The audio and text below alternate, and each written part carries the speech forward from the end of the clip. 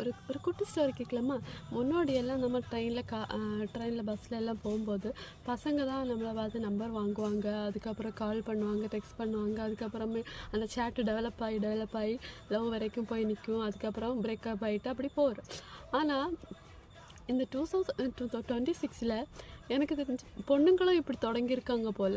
எனக்கு தெரியல இப்படி பண்ணிட்டு இவங்களுக்கு என்ன.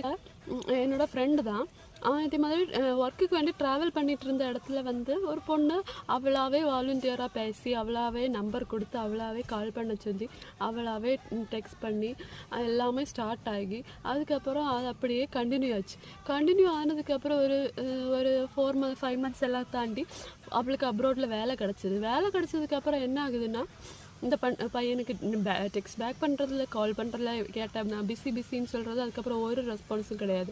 இது என்னமோ இந்த பையன் கொஞ்சம் ஜென்யூனான பையன், என்னோடய ஃப்ரெண்டு தான், அதனால் என்கிட்ட வந்து விஷயத்த சொல்லிவிட்டு என்ன பண்ணுறது, எனக்கு ரொம்ப டிப்ரெஷனாக இருக்குது அப்படின்னு சொல்லிட்டு இருந்தேன். ஐ டோன்ட் நோ இதெல்லாம் இப்படி பண்ணி அவங்களுக்கு என்ன கிடைக்குதுன்னு சொல்லிட்டு.